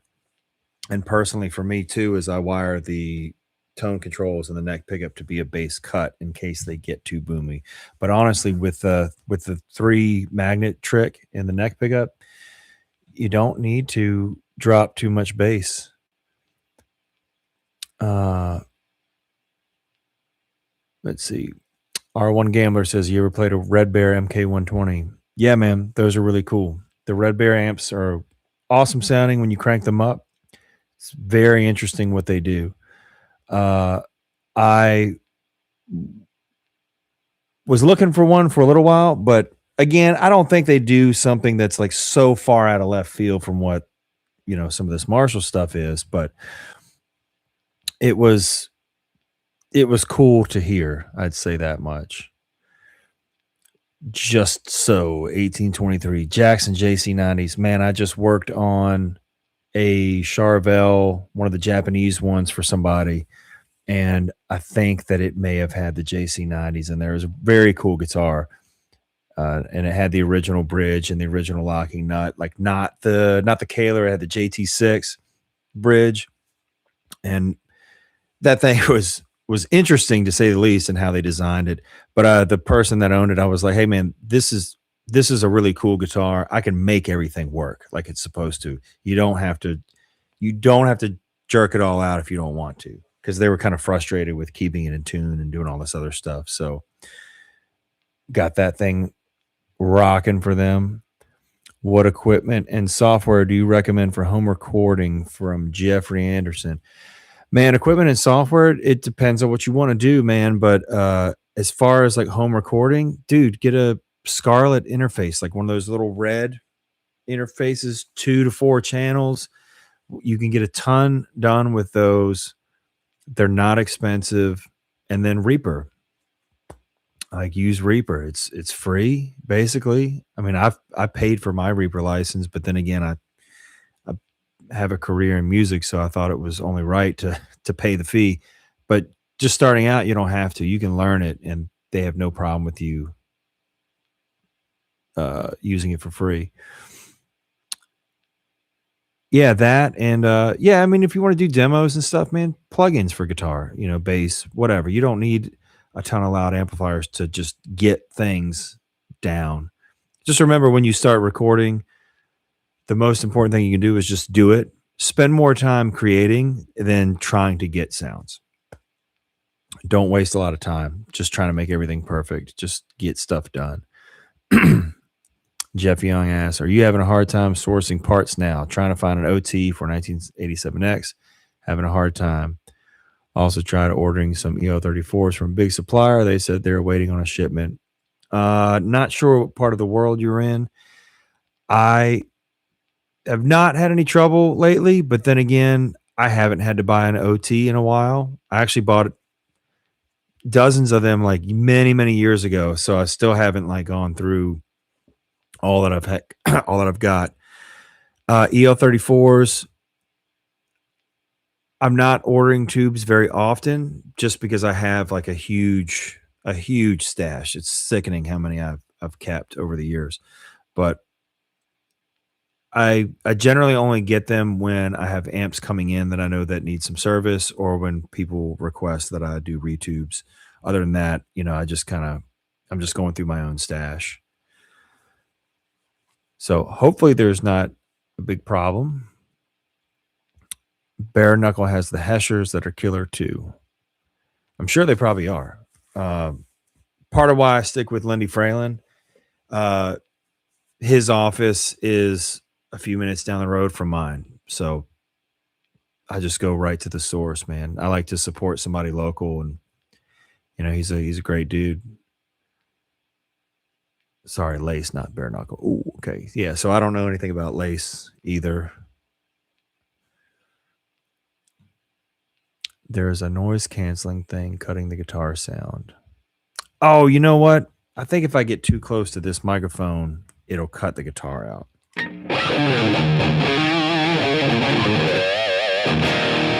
Like maybe if I'm picking or talking too loud. Like I said, I'm still trying to figure this out, this whole live stream thing.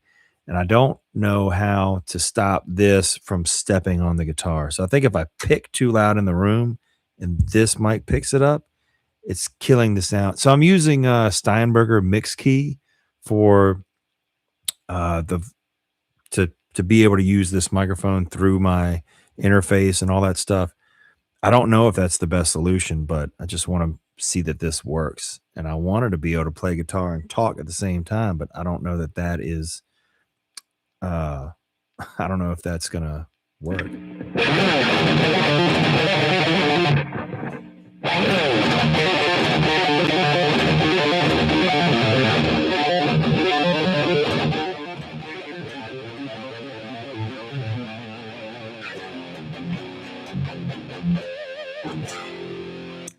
So did it sound like total shit that whole time? Favorite Pete Lee solo? Probably If I Could Be That. I think that one's a fun little one.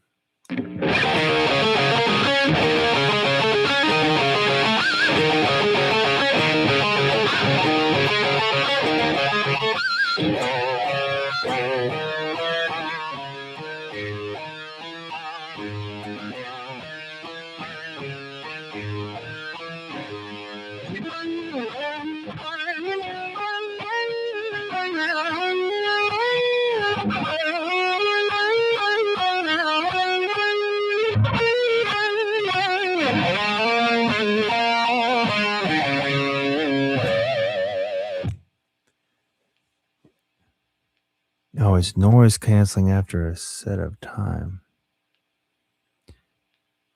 I always thought that was a Dirk solo. You know what? It actually, now I think about it, it might be. It might be a Dirk solo. Well, goddamn. Well, dude, Pete Lee's stuff in, I think, Hate Love Songs was awesome. I mean, dude, I love all the Pete Lee stuff. So Pete Lee was my favorite guitar player in Gwar, favorite lead guitar player in Gwar. I loved all the stuff that he did, man. It was so good.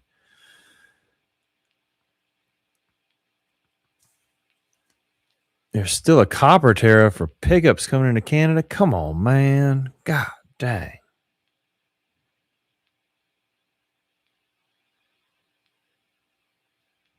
Background sound it's trying to blot out.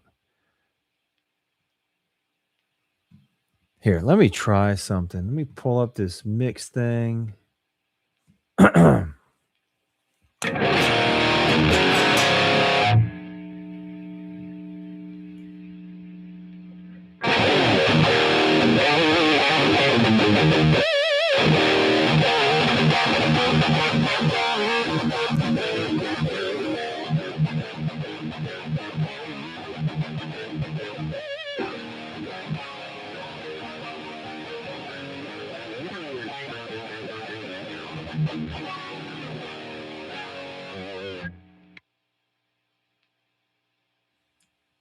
All right, did that work? Did that noise cancel out?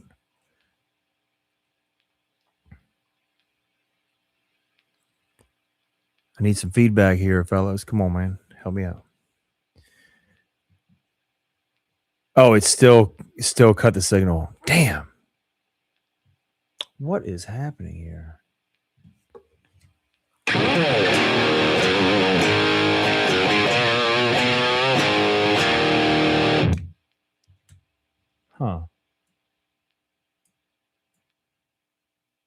gonna try something else.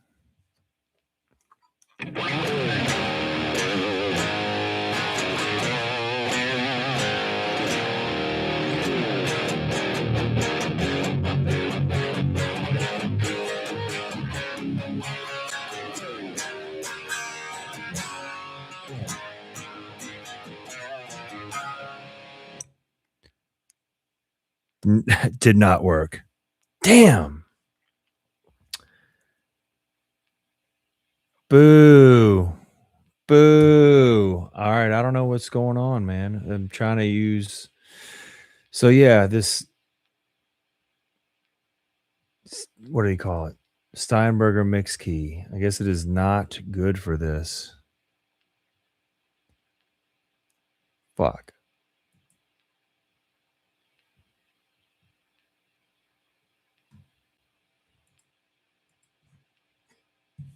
I'm going to try one more thing here.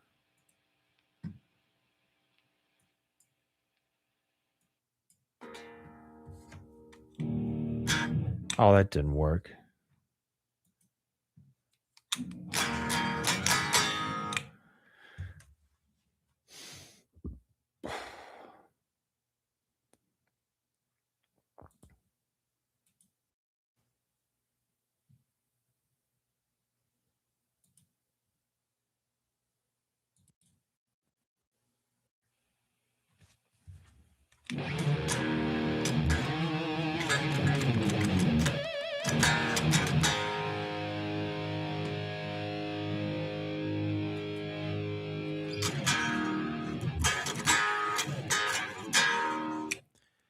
Did that work or no?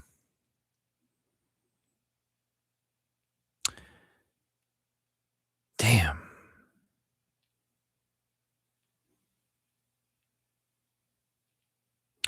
Yeah, it could be something on YouTube settings end because I tried it. Well, I don't know. It might be something on this mix key software. So I got to figure that out if I want to play guitar in the future doing these because I was hoping that. Now, I don't think it's the main mic because I was turning the volume of this one off when I was playing guitar. And it seemed like, I don't know, unlink monitor, open channel editor.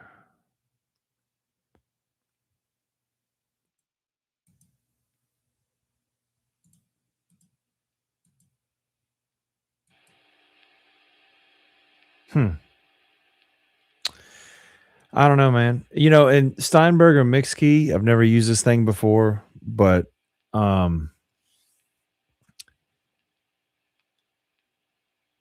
kind of feel like this is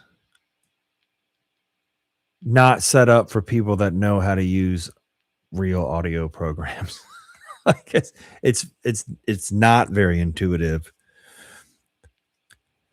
All right, so the voiceover sounds good. That's cool. Well, I'm glad that that works. At least now you got a puzzle to solve. Little Paul, big ears. Yeah, man.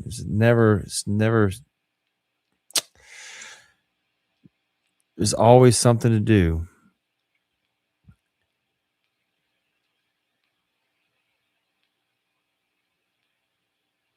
Yeah.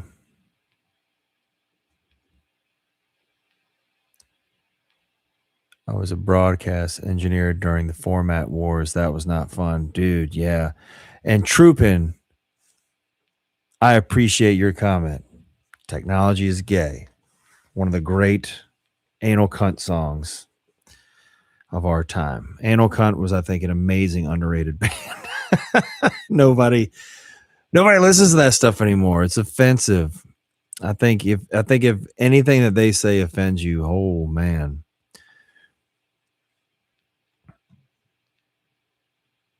All right. Quiet the whole time now. Voiceover sounds great. Whatever that song, Nelson.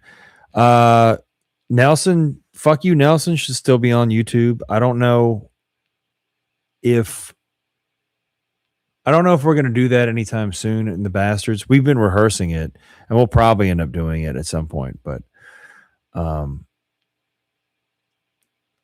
Maybe disable intelligent audio gain on mix key. Okay, let's see. Are you talking about the auto sensitivity? I believe that's off. Yeah. Or here, you know what?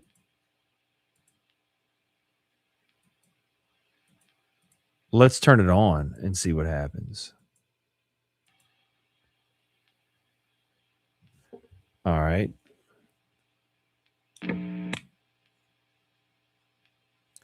Oh, you have a great night too, Stacy.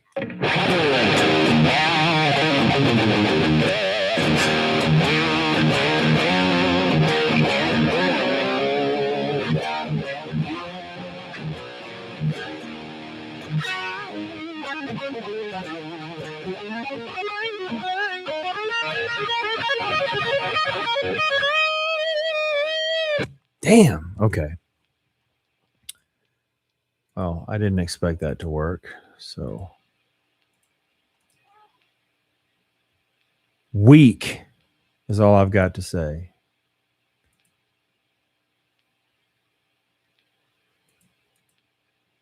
And you know the weirdest thing about that too is it's not even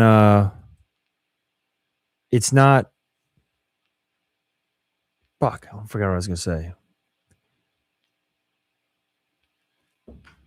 Yeah, it's not the mics are in another room. And I can't even hear them through these monitors. So I don't know. But yeah, I think I'm gonna wrap it up here soon. We're almost on 2 hours. This was fun, but at least I got another problem to solve.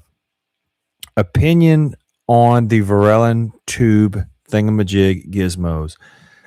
You know, it's been weird because I haven't seen a ton of coverage on these things.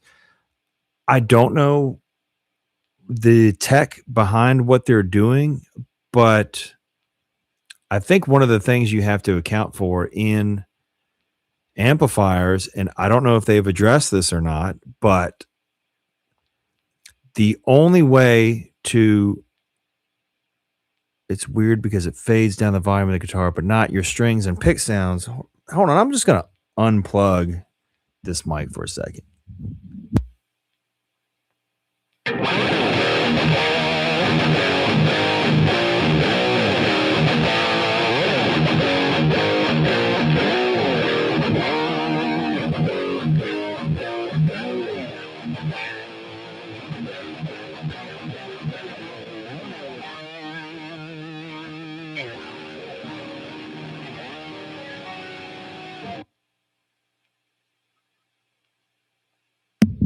So lame. Well, thank you guys for so much for just giving me this feedback.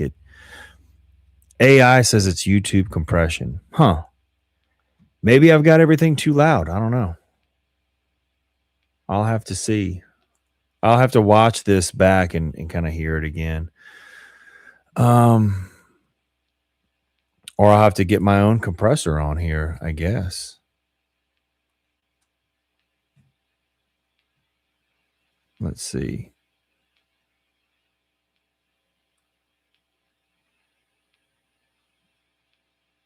Okay, yeah, the Varellin thing. So yeah, for those not familiar, the Varellin thing, they're making a device that can replace output tubes. I'm just gonna turn this off. So if they're gonna replace the tubes, that's a great idea on paper, but my apprehension would be so the only way you've got heaters on all of your tubes. Now, if you let's just say if you took the load off the heater circuit for the let's say 4 valves, 4 EL34s, whatever.